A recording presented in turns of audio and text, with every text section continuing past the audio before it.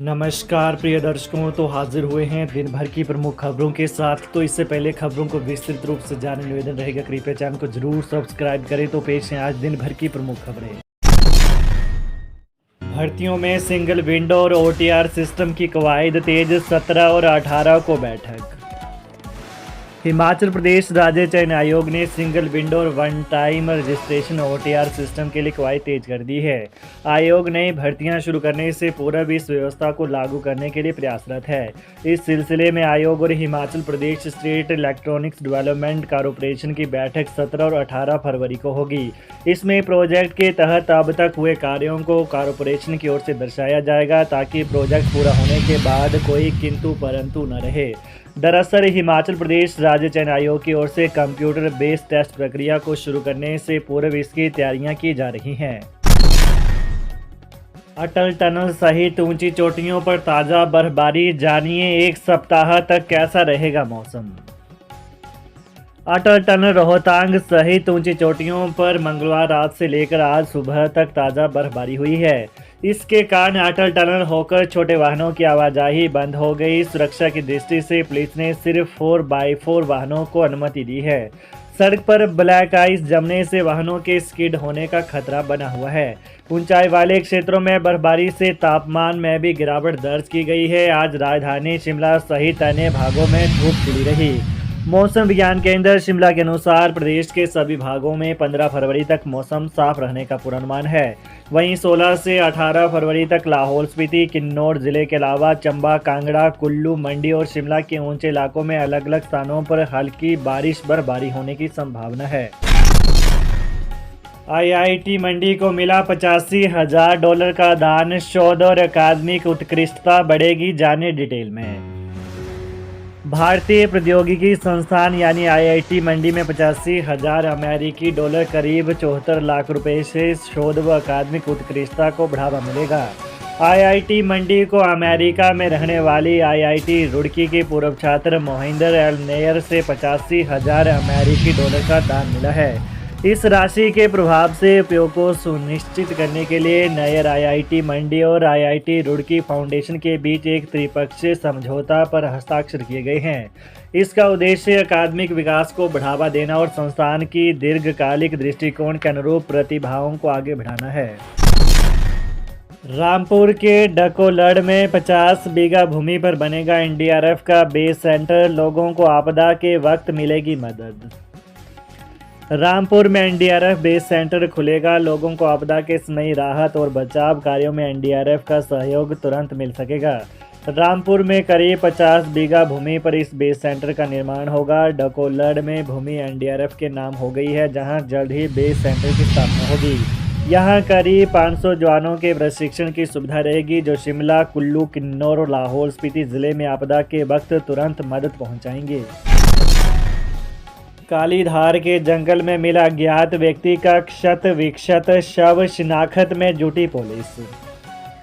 हिमाचल प्रदेश के कांगड़ा जिले के विधानसभा क्षेत्र ज्वालामुखी के अंतर्गत सुरानी हनुमान मंदिर के समीप कालीधार के जंगल में पुलिस ने अज्ञात व्यक्ति का क्षत विक्षत शव बरामद किया है। पुलिस की प्रारंभिक जांच में सामने आया है कि जंगल में पड़ा शव लगभग 20 से 25 दिन पुराना है। ऐसे में पुलिस इसकी शिनाख्त करने में जुट गई है। बहरहाल पुलिस ने शव को पहचान के लिए शव गृह देहरा में रखा है। इसका 72 घंटे के बाद पोस्टमार्टम करवाया जाएगा, ताकि व्यक्ति की मौत के सही कारणों का पता लगाया जा सके। दलाश आनी रूट पर चलती एचआरटीसी बस का टूटा चक्का, बाल बाल बची सवारियां।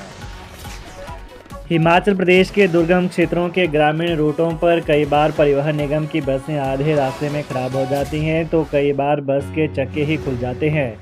इससे कई बार यात्रियों की जान बाल बाल बची है और कई बार दुर्घटनाएं हुई हैं। इसके बावजूद ग्रामीण रूटों पर खटारा बसें भेजी जा रही हैं। आज सुबह भी ऐसा ही हादसा पेश आया। दलाश से आने आ रही एचआरटीसी बस का चक्का अचानक टूट गया और चक्का टायर सहित सड़क पर बिखर गया। बस में 13 यात्री सवार थे। यह घटना सुबह करीब 9 बजे निमला के पास हुई। गनीमत रही कि बस धीमी गति से चली थी और चालक की सूझबूझ के कारण एक बड़ा हादसा टल गया और सभी यात्री सुरक्षित रहे। हादसे में किसी को चोट नहीं आई और सभी यात्री पूरी तरह से सुरक्षित हैं। हिमाचल के शिमला में कहासुनी के बाद बार्बर ने उस तरह से काट दिया दोस्त का गला। शिमला शहर के एक सैलून बाल काटने की दुकान में किसी बात को लेकर हुई कहासुनी के बाद बार्बर ने उस तरह से युवक के गले पर हमला कर उसे लहूलुहान कर दिया। दोनों आपस में दोस्त बताए जा रहे हैं। पुलिस ने मेडिकल रिपोर्ट मिलने के बाद केस दर्ज कर मामले की जांच शुरू कर दी है। मामला मंगलवार शाम का है, जब तारा हाल में बार्बर की दुकान चलाने वाला अमन अपने दोस्त अक्षय के साथ था। प्रारंभिक जांच में पता चला है कि इसी दौरान किसी बात को लेकर दोनों में बहस हो गई और मामला मारपीट तक जा पहुंचा है। आरोप है कि अमन ने उस तरह से अक्षय के गले पर हमला कर दिया, इससे युवक लहूलुहान होकर गिर पड़ा और आरोपी मौके से फरार हो गया। आसपास के लोगों की मदद से युवक को उपचार के लिए आईजीएमसी ले जाया गया और परिजनों को भी सूचना दी। नेता प्रतिपक्ष बोले, महाकुंभ जाने वाले श्रद्धालुओं के लिए सुक्खू सरकार ने नहीं किया कोई इंतजाम। नेता प्रतिपक्ष जयराम ठाकुर ने कहा कि सनातन की आस्था का प्रतीक महाकुंभ का चल रहा है, जिसमें देश दुनिया के लोग जाकर स्नान कर रहे हैं। हिमाचल से भी हर दिन हजारों की संख्या में लोग महाकुंभ में स्नान करने के लिए त्रिवेणी संगम प्रयागराज जा रहे हैं। लेकिन दुख इस बात का है कि हिमाचल की सरकार ने प्रदेशवासियों के प्रयागराज पहुंचने के लिए कोई इंतजाम नहीं किए हैं। इससे प्रदेश के लोगों को मजबूरी में ज़्यादा पैसे खर्च करके महाकुंभ की यात्रा करनी पड़ रही है। इतने पवित्र अवसर पर प्रदेश के हिंदू श्रद्धालुओं के लिए कोई इंतजाम नहीं करने पर सरकार का यह सनातन विरोधी चेहरा सामने आ गया है। इतने सौभाग्य से महाकुंभ का यह संयोग आया है, लेकिन सरकार की उदासीनता की वजह से बहुत लोग कुंभ के इस पुण्य का लाभ लेने से वंचित हो जा रहे हैं। सीएम सुक्खू बोले, प्रदेश में दिसंबर 2025 तक 72 मेगावाट सौर ऊर्जा का उत्पादन होगा। मुख्यमंत्री सुखविंदर सिंह सुक्खू ने आज कहा कि दिसंबर 2025 तक हिमाचल प्रदेश में 7 परियोजनाओं से 72 मेगावाट सौर ऊर्जा का उत्पादन किया जाएगा। उन्होंने कहा कि प्रदेश पावर कॉरपोरेशन लिमिटेड ने ऊना जिला में 2 परियोजनाओं का निर्माण कार्य शुरू किया है। इनमें से 12 मेगावाट क्षमता की एक परियोजना गोंदपुर बुल्ला और 11 मेगावाट क्षमता की परियोजना लम्मा लाहड़ी उपरोली में स्थित है। उन्होंने कहा कि सोलन जिला में 3 परियोजनाएं निर्माणाधीन हैं। इनमें नालागढ़ के सनेड में 13 मेगावाट, बड़ा बरोट में 8 मेगावाट और धबोटा माजरा में 13 मेगावाट क्षमता की परियोजनाएं शामिल हैं। हिमाचल मंत्रिमंडल की बैठक में बजट सत्र का होगा ऐलान। पेंशन योजना से लेकर सरकारी भर्तियों पर भी चर्चा।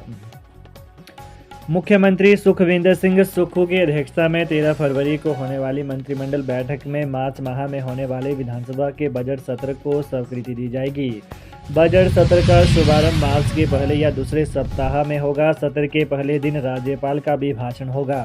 राज्यपाल अभिभाषण को सरकारी स्तर पर अंतिम रूप दिए जाने की स्थिति में इसके ऊपर चर्चा हो सकती है या फिर इस विषय को मंत्रिमंडल की अगली बैठक में लाया जाएगा।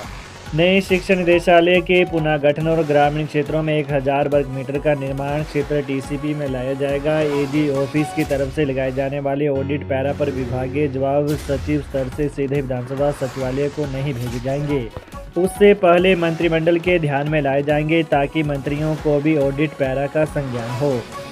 इसके अलावा शिक्षा मंत्री रोहित ठाकुर व राजस्व मंत्री जगत सिंह नेगी विदेश दौरे पर होने के कारण मंत्रिमंडल बैठक में नहीं होंगे। केंद्र सरकार की तरफ से स्वीकृत यूनिफाइड पेंशन स्कीम यूपीएस मंत्रिमंडल में चर्चा के लिए आ सकती है। तो ये रही दिन भर की विशेष खबरें। हिमाचल की ताज़ा खबरों को जानने के लिए कृपया चैनल को अभी सब्सक्राइब करें। धन्यवाद।